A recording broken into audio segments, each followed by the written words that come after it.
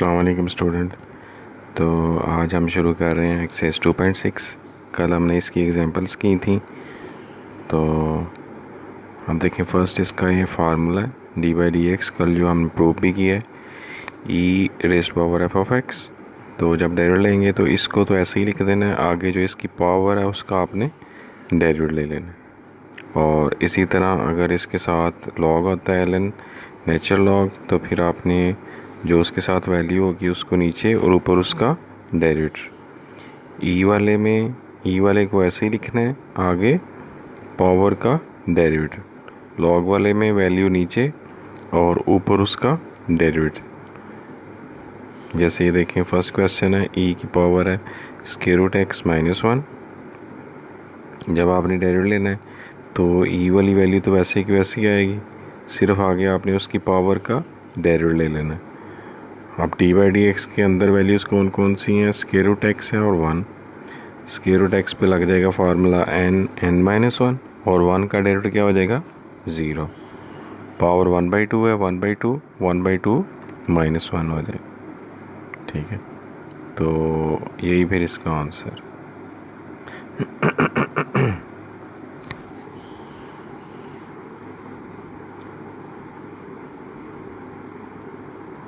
अब ये देखें, ये वाला पार्ट जो है इसमें अब इसके साथ एल एन आ गया। तो एल एन में हमने क्या पढ़ा था कि वैल्यू को आपने नीचे लिखना है और ऊपर उसका डेरिवेटिव। तो इसके साथ जो वैल्यू है वो क्या है? ई x plus e raise power minus x. तो ई एक्स को और जो उसके साथ वैल्यू थी उसको नीचे लिखा, ऊपर उसका डेरिवेटिव। अब ई एक्स का डेरिवेटिव क्या होता है? ई एक्स का डेरिवेटिव ई एक्स ही होता है, क्योंकि पावर एक्स है, आगे उसका अगर डेरिवेटिव भी लिखें तो वो 1 होता है। ई की पावर माइनस एक्स है, इसका डेरिवेटिव क्या होगा? आगे आपने -1 लिखना है। ठीक है, तो फिर इसको सिंप्लीफाई कर लो।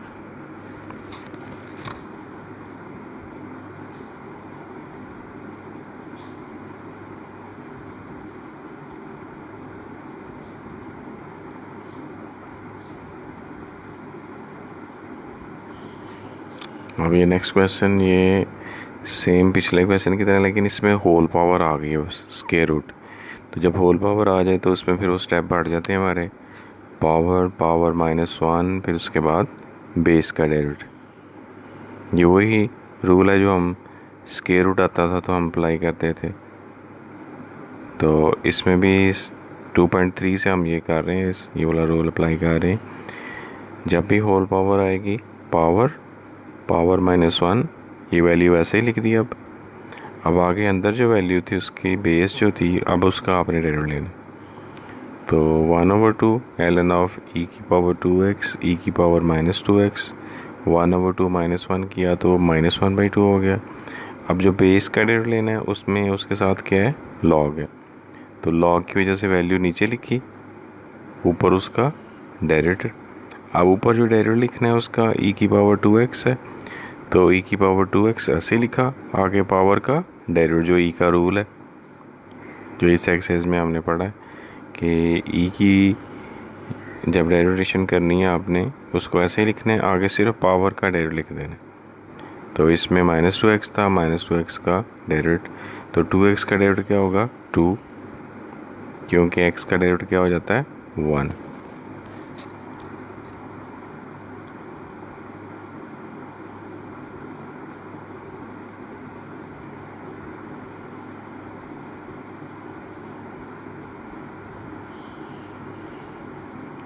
अब देखें, इस क्वेश्चन में जो स्क्वायर रूट है वो सिर्फ वैल्यू के ऊपर है, लॉग जो है वायर है। जो पीछे हमने क्वेश्चन किया है उसमें लॉग भी उस स्क्वायर रूट के अंदर था।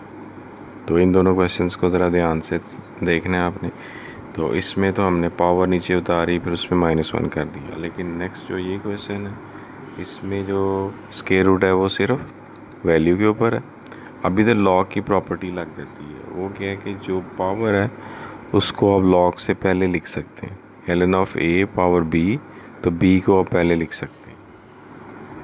अब देखें इसमें क्या हुआ, पावर थी 1/2, उसको हमने पहले लिख लिया। अब इसका डेरिवेटिव ले लेते हैं। अब इसमें वो पावर रूल नहीं लगेगा, डायरेक्ट लॉग वाला रूल लग जाएगा कि लॉग का डेरिवेटिव क्या होता है? वैल्यू नीचे लिखते हैं, ऊपर उसका डेरिवेटिव। अब ऊपर जो डेरिवेटिव लेना है e की पावर 2x है, आगे उसकी पावर का डेरिवेटिव, फिर e की पावर -2x है, आगे -2x का डेरिवेटिव, 2x का डेरिवेटिव 2, -2x का -2, 2 कॉमन लेके उसके साथ कैंसिल।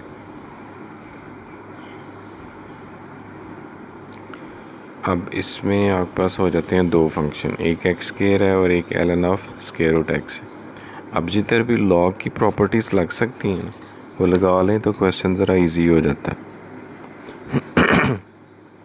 तो क्योंकि इसकी पावर 1/2 है, लॉग की प्रॉपर्टी लगी, पावर पहले आ गई, तो अंदर लग जाएगा अब product rule, d/d of x square ln x ऐसे ही प्लस एक्स स्क्वायर और d/d of x ln of x।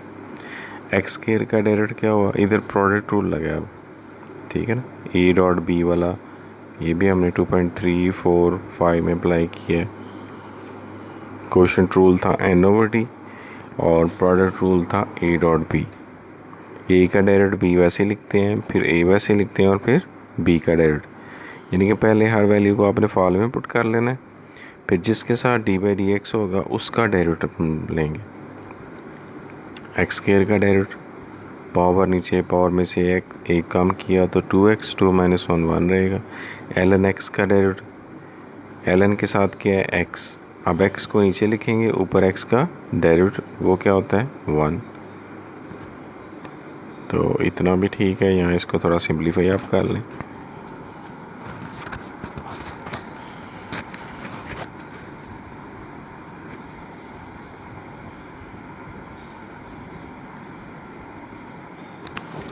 अब देखें इस पार्ट में x square ln of 1/x, 1/x को जब ऊपर लाएंगे तो x पावर -1 बन जाएगी। तो फिर लॉग की प्रॉपर्टी लगाएं, पावर को आप पहले लिख सकते हैं -1 को, ठीक है। तो अंदर आप अप्लाई कर दिया हमने प्रोडक्ट रूल, तो एक्स स्क्वायर आपके पास a है, ln x आपके पास b है, एक्स स्क्वायर का डेरिवेटिव क्या हो जाएगा 2x, ln x का भी हमने पढ़ा है कि जो उसके साथ वैल्यू है उसको नीचे लिखते हैं, ऊपर उसका डेरिवेटिव, तो ln x का डेरिवेटिव क्या हो गया 1/x। तो नेक्स्ट इसको भी हमने सिंप्लीफाई कर लिया। ये इनके फार्मूले थे, साथ साथ चल रहे हैं फार्मूले, यही दो फार्मूले बेस कर रहे हैं इस एक्सिस को, बाकी फार्मूले वो पिछली एक्सिस वाले यूज़ हो रहे हैं कि e की पावर जो भी होती है उसको वैसे लिख के आगे पावर का डेरिवेटिव, और लॉग में क्या होता है कि वैल्यू को नीचे लिखते हैं, ऊपर उसका डेरिवेटिव ले लेते हैं। अब नेक्स्ट देखें ये वाला क्वेश्चन, अब इसमें भी लॉग की प्रॉपर्टीज़ लगी हैं। एक प्रॉपर्टी अब ये भी है, ये भी हमने एग्जांपल्स में कल यूज़ की थी। तो इसमें क्या है कि पावर को आप पहले लिख सकते हैं, पावर इसकी 1/2 थी, अभी डेरिवेशन नहीं हमने की, सिर्फ लॉग की प्रॉपर्टी लगाई है और पावर जो है वो पहले आ गई। अब लगेगा ये वाला रूल कि अगर रैशनल फंक्शन आ जाए आपके पास तो न्यूमरेटर माइनस डिनोमिनेटर हो जाता है, लेकिन दोनों के साथ लॉग लिखा जाएगा।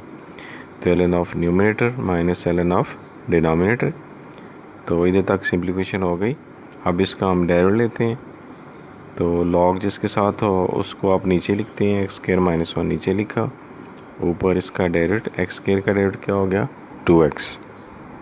इसी तरह एक्स स्क्वायर +1 है, उसका डेरिवेटिव क्या हो गया 2x।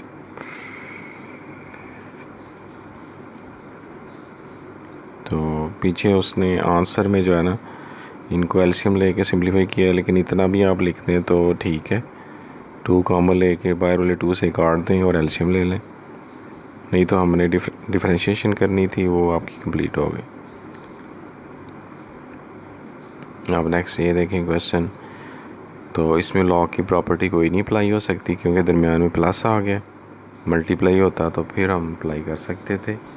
अब नेक्स्ट इसमें आपने क्या करना है, लॉग है इसके साथ सारी वैल्यू नीचे लिखी, ऊपर उसका डेरिवेटिव, तो x का डेरिवेटिव क्या होता है 1, अब स्क्वायर रूट, फिर वही पावर रूल 1/2, 1/2 -1, फिर आगे इसकी बेस का डेरिवेटिव, बेस क्या थी एक्स स्क्वायर +1, बस ये सिंप्लीफाई करें 1/2 एक्स स्क्वायर +1, 1/2 -1 करेंगे -1/2 हो गया, एक्स स्केयर का डेरिवेटिव क्या हुआ 2x, 1 का 0, 2 से काट दिया।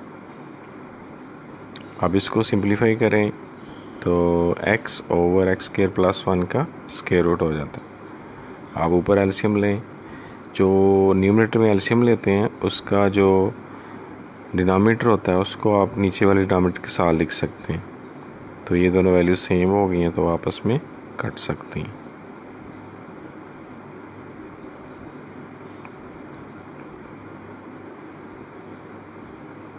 अब नेक्स्ट ये देखिए क्वेश्चन, इसमें भी दो वैल्यूज़ आ गई हैं आपके पास, e की पावर -2x और sin 2x।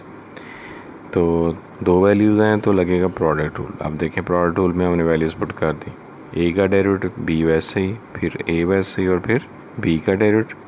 a इसमें क्या था e की पावर -2x और b क्या था sin 2x।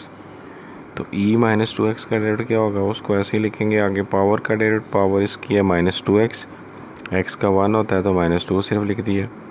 sin 2x का क्या होगा cos 2x, sin का डेरिवेटिव cos 2x और फिर एंगल का डेरिवेटिव, एंगल इसका 2x है तो 2x का डेरिवेटिव क्या होगा 2। तो ये इसका आंसर है। यहाँ मज़ीद अगर सिंप्लीफाई करना चाहते हैं तो e की पावर -2x और 2 कॉमन ले लें।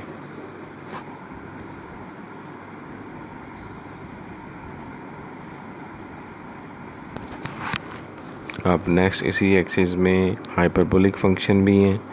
हाइपरबोलिक फंक्शन कौन से होते हैं जिनमें ट्रिग्नोमेट्री फंक्शन में एंगल में h लिखा हो, ठीक है ना। तो इनकी वैल्यूज़ हमने पढ़ी थी 1.1 में भी। तो ये देखें इसका प्रूफ हमने कल भी उसमें एग्जांपल्स में किया है। तो साइन हाइपरबोलिक x की वैल्यू क्या होती है ex minus e minus x over 2। अब ex का डेरिवेटिव क्या होता है, आगे पावर का derivative 1, e minus x power का डेरिवेटिव -1। तो जब सिंप्लीफाई किया तो ये किसकी वैल्यू बन गई cos की। तो साइन हाइपरबोलिक x का डेरिवेटिव cos हाइपरबोलिक x। तो ये बात हुई थी कि सारे ट्रिग्नोमेट्रिक फंक्शन जो हैं डेरिवेशन वही हैं 2.5 वाले, लेकिन उसमें हमने पढ़ा था कि जो c वाले हैं ना, जो c से स्टार्ट होते हैं, लेटर c से, उनके आंसर में नेगेटिव साइन है और जो बाकी हैं वो पॉजिटिव। लेकिन इसमें जो है वो क्या है कि साइन कॉस tan पॉजिटिव है और लास्ट जो है 3 वो नेगेटिव है।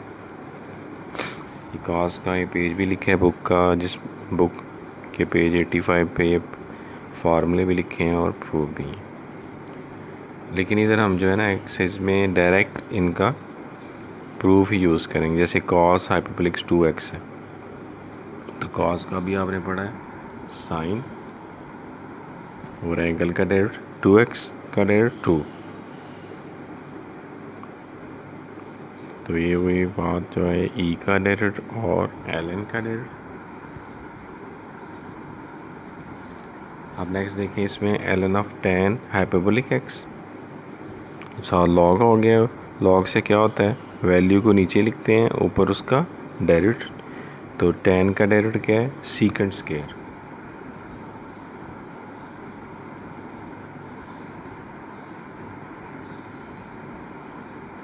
अब इसमें इन्वर्स आ गया।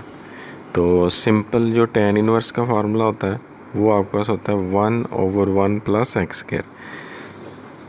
लेकिन हाइपरबोलिक इन्वर्स में 1 माइनस एक्स स्क्वायर होता है, क्योंकि जो simple sine square plus cos square है वो 1, लेकिन हाइपरबोलिक का आ जाए तो cos square hyperbolic square minus sine square hyperbolic square ये 1 के इक्वल होता है। तो उससे सारे जो फार्मूले उनमें साइन चेंज हो जाता है। तो tan का फार्मूला हमने ये लिखा है। अब इसमें एंगल था हमारे पास x फार्मूले में, लेकिन अभी जो एंगल है वो है साइन।